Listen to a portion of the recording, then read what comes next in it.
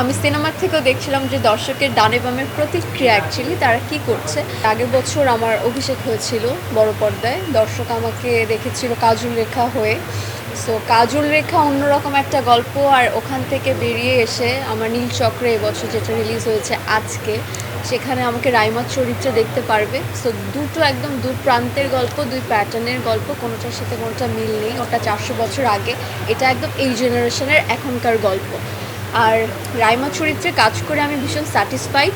যতটুকু আমার মনে হয় আমার ডিরেক্টর চেয়েছে, আমি ততটুকু আমার হার্ড অ্যান্ড সোল ট্রাই করে আমি অভিনয় করার চেষ্টা করেছি, রাইমা হয়ে উঠতে চেষ্টা করেছি। সো আমার কাছে মনে হয় যে দর্শকরা আমার মন্দির অ্যাজ এ পার্সন হিসাবে কখনো আমাকে মন্দিরাকে দেখতে পাবে না। আগে দেখেছে কাজল রেখাকে, এবার দেখবে রাইমাকে।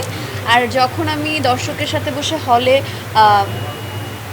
মানে সিনেমাটা দেখছিলাম, আমি সিনেমার থেকেও দেখছিলাম যে দর্শকের ডানে বামের প্রতিক্রিয়া অ্যাকচুয়ালি তারা কি করছে, এবং প্রতিক্রিয়া খুবই পজিটিভ। তারা যখন হাসির সিনে হাসছে, কান্নার সিনে কাঁদছে, তো এটা যেহেতু রিলেট করতে পারছে, কানেক্ট হতে পারছে, আমার মনে হয় যে তাদের ভীষণ ভীষণ পরিমাণে ভালো লেগেছে।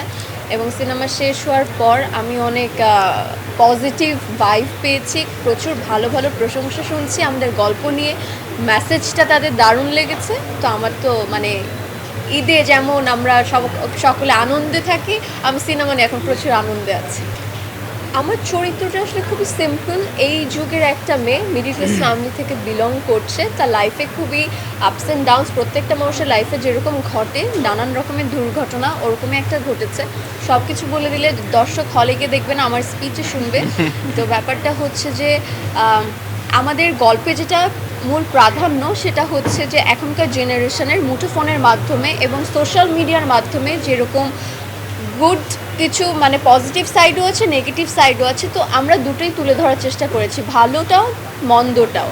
সো সাইবার বুলিংয়ের মাধ্যমে যারা শিকার হচ্ছে, যারা সোশ্যাল মিডিয়াতে অল্প টাইমের মাধ্যমে কিভাবে ভাইরাল হওয়া যায়, কিভাবে সেলিব্রিটি হওয়া যায়, যে এই নেশায় ঘুরছে, বুধ হয়ে আছে যারা, যে জেনারেশনটা, এটা অ্যাকচুয়ালি আমাদের এই মেসেজটাই। এবং এটার পিছনে কি অন্ধকার একটা জীবন হতে পারে, কার কার পরিস্থিতি জীবন কতটা বদলে যেতে পারে, এই মেসেজটাই আমাদের দেওয়া।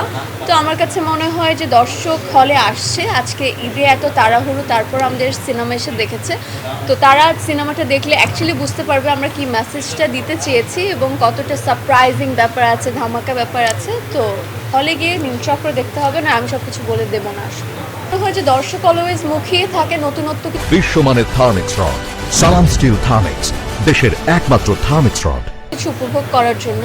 আমাদের সিনেমায় আমি এতটুকু গ্যারান্টি দিয়ে বলতে পারি যে প্রত্যেকটা সিন, প্রত্যেকটা ডায়লগ এবং গান থেকে শুরু করে তারা কোনোটা রিলেট করতে পারবে না যে এরকম কোনো সিন, এরকম কোনো মুহূর্ত তারা আগে দেখেছে।